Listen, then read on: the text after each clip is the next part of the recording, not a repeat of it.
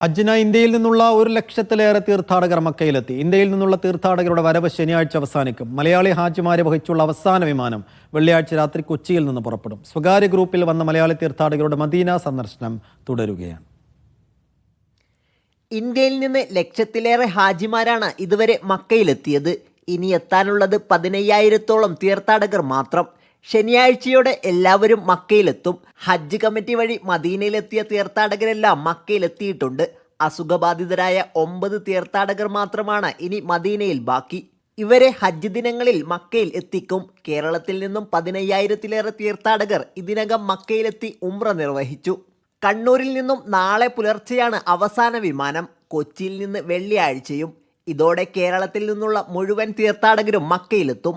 ചൊവ്വാഴ്ച രാത്രി ഇന്ത്യൻ ഹാജിമാർ മിനായിലേക്ക് ഹജ്ജിനായി നീങ്ങും. ബുധനാഴ്ചയാണ് ഹജ്ജിന് തുടക്കം. സ്വകാര്യ ഗ്രൂപ്പിലെത്തിയ മലയാളി ഹാജിമാർ മദീന സന്ദർശനത്തിലാണ്. 10 ദിവസത്തോളം മദീന സന്ദർശനം പൂർത്തിയാക്കി ഞായറാഴ്ചയോടെ മക്കയിലെത്തും. സംസ്ഥാന ഹജ്ജ് കമ്മിറ്റി കീഴിലെത്തിയ ഹാജിമാരുടെ മദീന സന്ദർശനം ഹജ്ജിന് ശേഷമായിരിക്കും. മക്കയിൽ നിന്നും സാബിത് സലീം, മീഡിയ 1.